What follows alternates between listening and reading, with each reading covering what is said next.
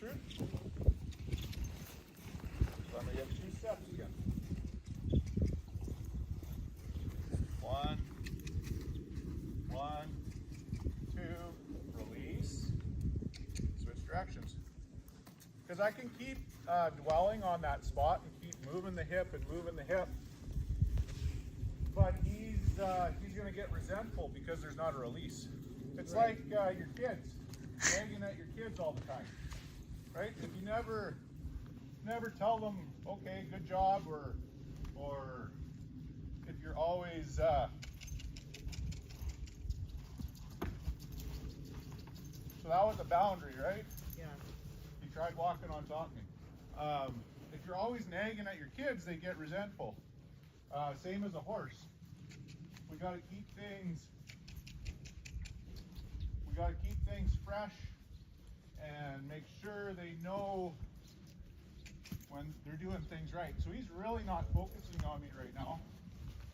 So I'm just going to keep working these feet until he gets focusing. 1, 2, release. There. Look at how he's thinking of me now.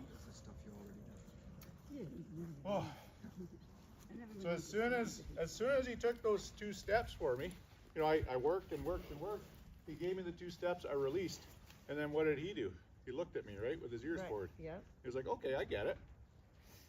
So now we're gonna do the next step. We'll do the hip, and then I want him to cross over the shoulder, the front end, the front feet. I want him to cross.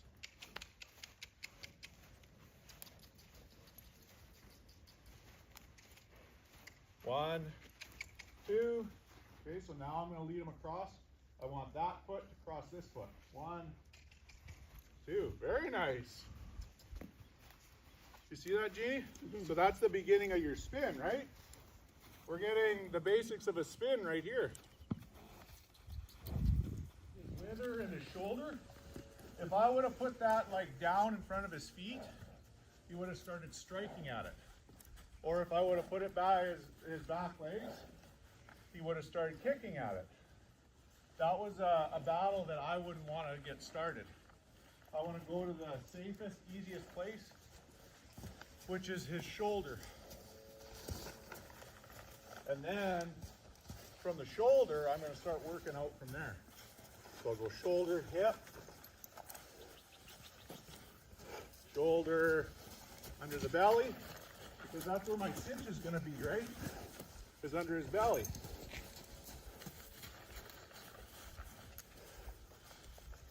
There we go. Down. There.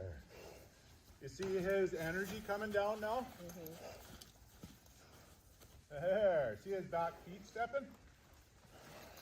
Oh, till there.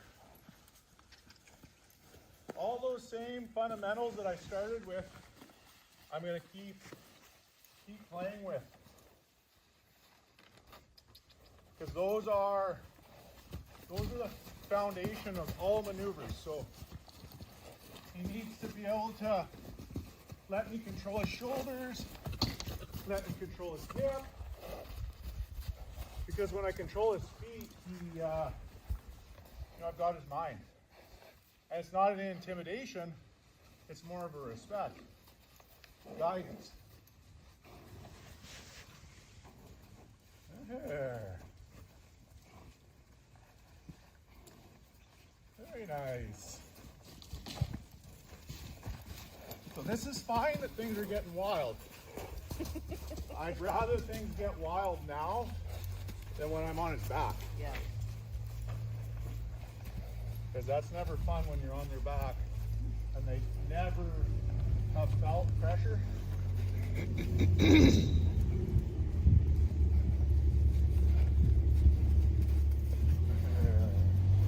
at him moving that hip around now.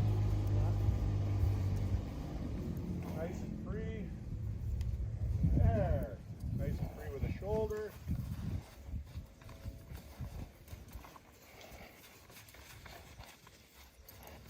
Oh!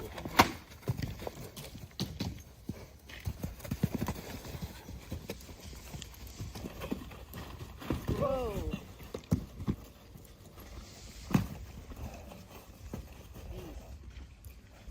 Things are getting western out here. For a second. I want you guys to remember though, what did he do before he got into that jackpot? What did he try to do to me? Tried to kick you. Fucking right, he tried to kick me. See, my friend? Like I could have been badly hurt there. So he caused himself to fall down. All because he was in a fizzle because he didn't want to respect my boundaries. It wasn't that I wanted him to. It was just, it was all him. I was trying to be decent, and he thought he could be a lot tougher than I was. Are you okay? You didn't get hit, right? Oh no, he didn't get me. Okay. He didn't get me. There. But that's not, like me getting kicked in my buckle however many years ago made me aware of what was happening here. It's not that I could see it coming, it was that I knew that was possible. So I was a little bit more careful than I was the first time that I had a super quiet horse like this. There. I want you to notice his eye now. Does he look more respectful? Oh yeah, for sure. So I worked him through that really tight spot. Yes, he fell down. That was almost his own doing. We got through those tight spots, and now he's in my pocket. Now we have more of an understanding. Hey, buddy.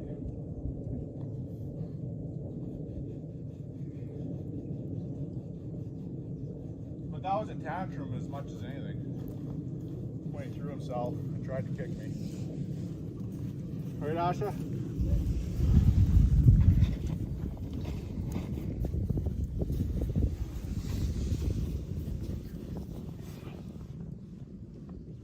And I just want to think about, like, yes, I feel bad he fell, but what if we were on him? Or what if my kid was on him and he threw a tantrum like that and threw himself on the ground? That's very, very, very scary. Oh my gosh, that is what kids do. They do throw themselves on the ground. What's that? That's what children do. They throw themselves on the ground. Well, yeah, but I wouldn't want to be on his back when he threw himself on the ground. They're a 1,200-pound animal. Bones break, like our bones break. They always get up fine, but our bones break, and there's lots. I don't know if you talk to many people that work at nurses, but there's a lot of riders that end up in the hospital with stuff like that. So now I'm just gonna get them ready to put a saddle on them. Everything that I can prepare them for. So I'm getting them prepared for the cinch to be done up around his belly. There we go. But I still want these feet moving. I want this foot in front of there. If he's going to move away from me, there we go. That's as much of a safety thing as anything. And once I do get on him, I want to be able to control that. Do you ever want the inside foot going behind the outside foot? No, that means he's backing up and backing away from me. I always want him forward. Okay. So the backing up, I guess we can expand that right into the, rearing up and going over backwards. Right. When they lose forward momentum, like a stop dead is not ideal on a horse that, wants to run away, because what they'll do, and Jeannie was nodding her head, they'll throw themselves over backwards. Right. And break your pelvis and punch your lungs. It's scary stuff.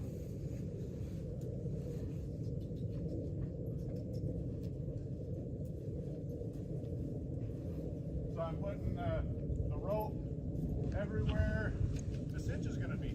So that once I do finally tighten that cinch up, he's going to know what it is. It's not going to be a surprise. It's like everything. We need to prepare. Be prepared.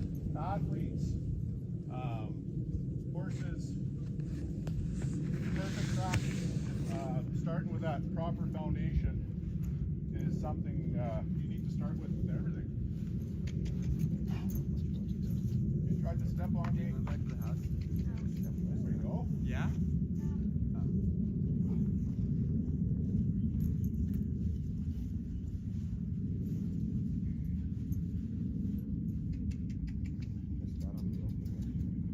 know.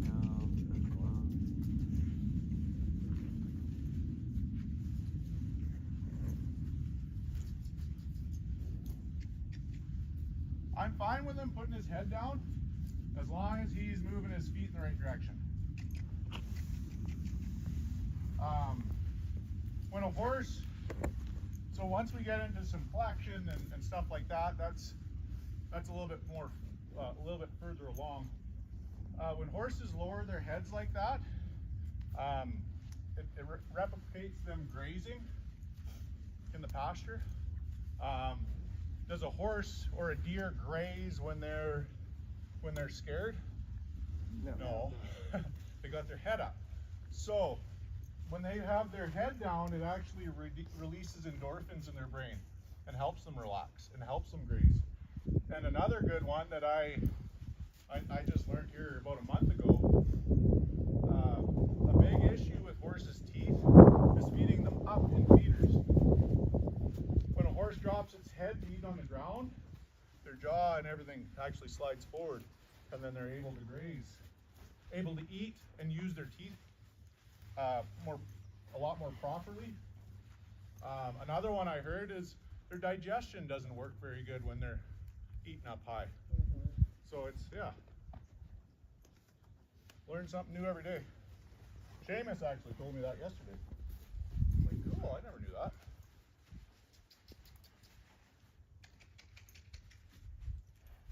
There. How nice he's being with his feet now after we had that little tantrum. Buddy.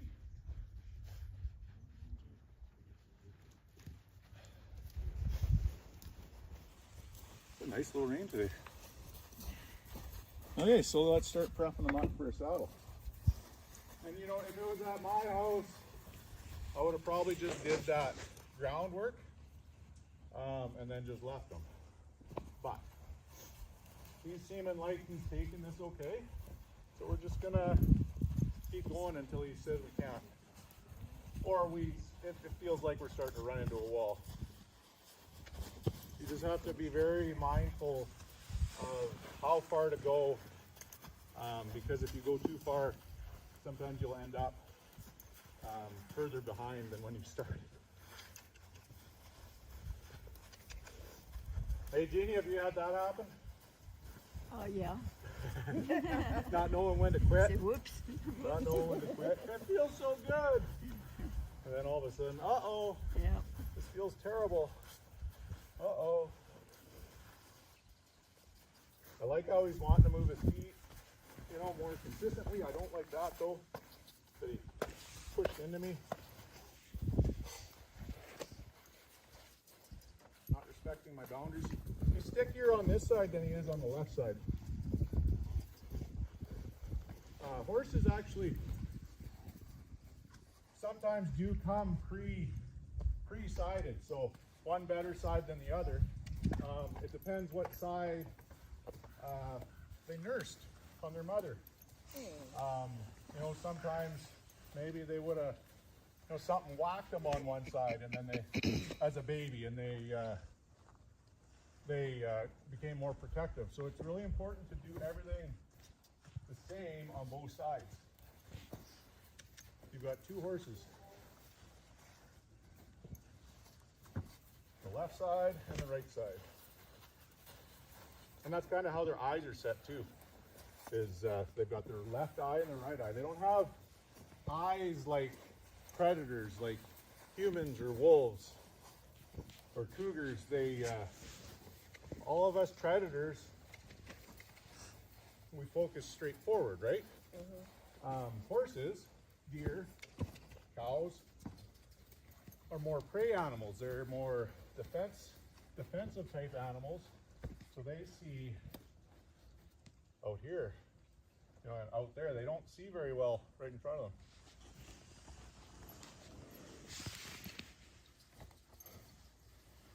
beasts of prey and predators. And for them to overcome that, for us to, actually ride them, it's pretty darn amazing.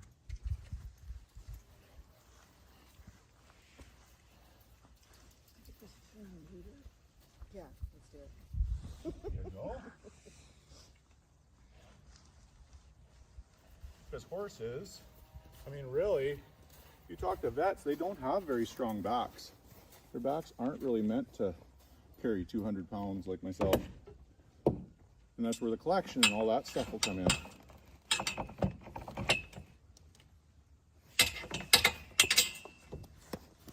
Here. Oh, that's good. Got it. Thanks, buddy.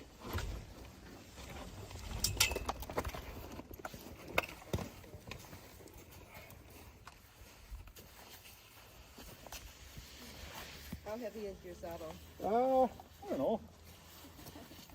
Heavy enough. Heavy enough that I had to build some muscles to be able to saddle a horse pretty much one-handed.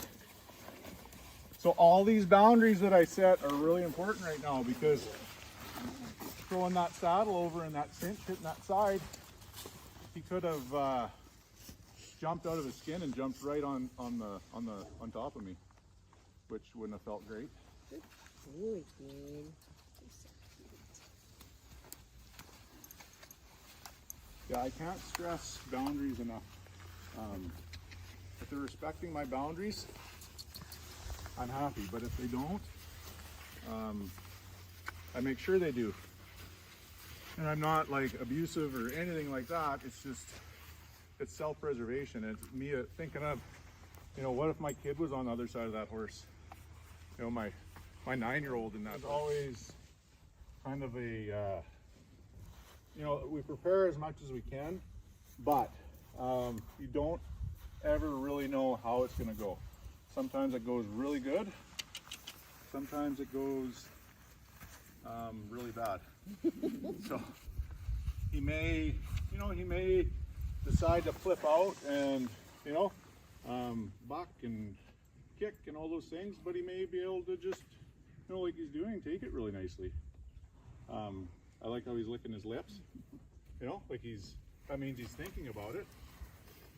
He's not like, I gotta get this darn cougar off my back, the mountain lion. And I'm just, as I'm getting him saddled, I'm reinforcing, controlling those feet.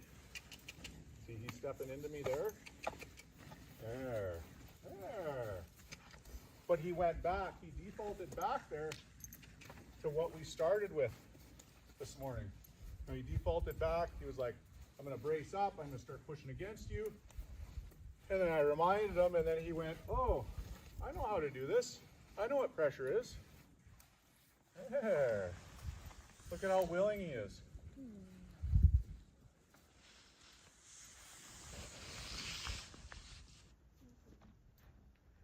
The back one can be interesting too.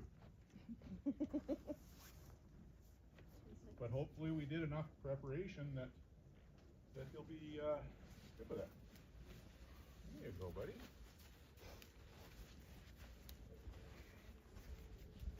We're just reading those signals.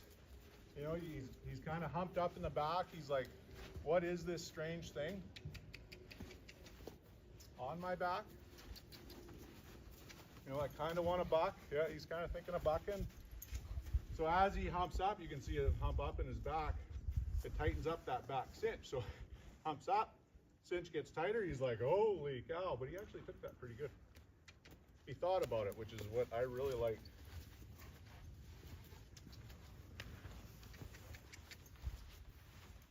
See, that's him thinking. He's processing it.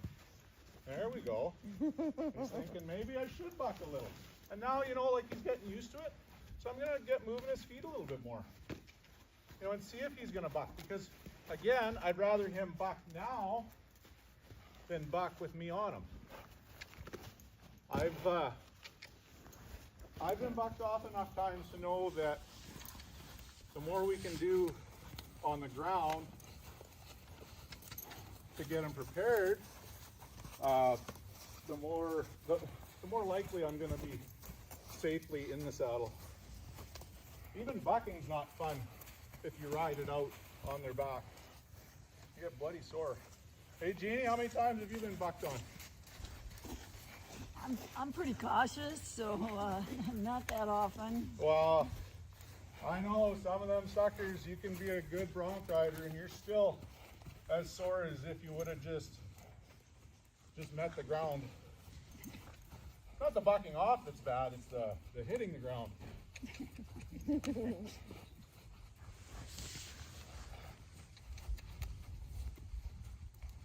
Aha.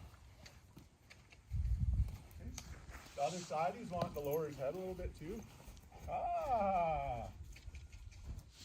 I like how he moved out there.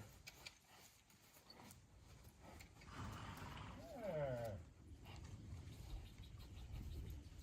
And you can see he's getting more and more confident with that saddle.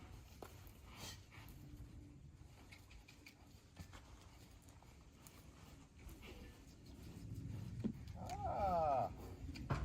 He's still moving his feet though.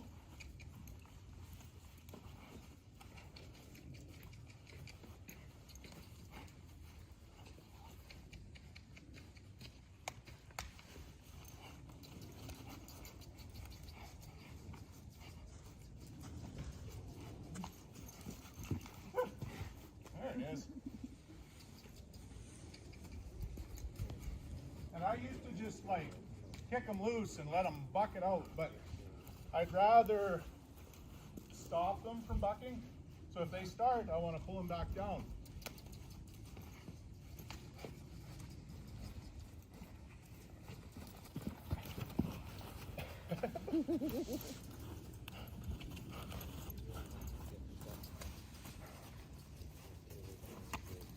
There, really nice. So we got a little lope there, and he was able to kind of feel his feet, feel that saddle on his back at the stride. It's not that he needed to lope a lot. It was just that little step, that next step to a higher gear.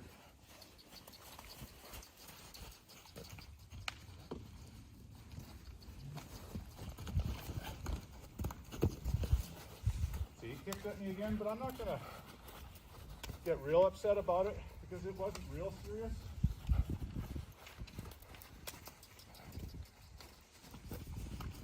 There.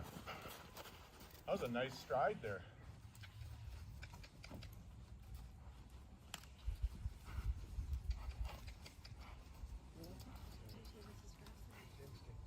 See how now at the walk it doesn't seem like much of a big deal anymore. Just because we took him to that next step, right? Yes. Added the pressure. That's how horse training goes. You keep going and going and going, and then they'll tell you, okay, that's enough, and then you come back down. But if we never challenge that, they don't ever get any better. Like they'll stay flat. They'll stay, like you would have never got comfortable at the walk for probably a week. It's just taking them to the next level and be able to read how far to take them. We'll do a few more things, and then he'll probably be done today. From no saddle to him loping around on a line, that's a big first day.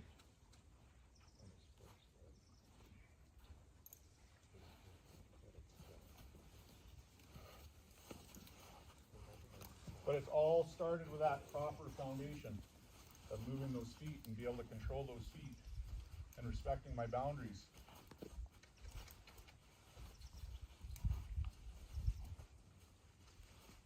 There you go. Very nice.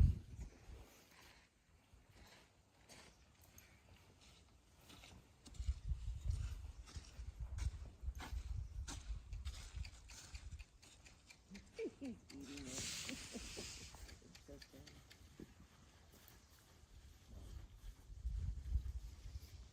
So I'm just kind of getting them ready for the next step.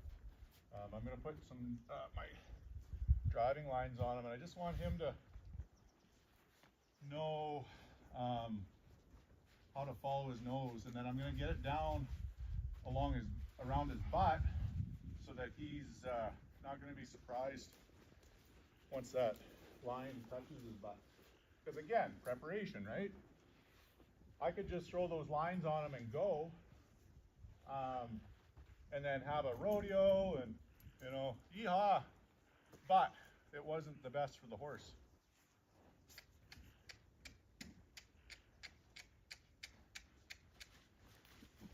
There, you see, he stepped his hip out there a little bit too. Because that's what I want. When I'm starting a colt, I want them to move, to be able to disengage that hip and get control of their body and their feet as soon as I pull on that shank to the side, just like we're doing.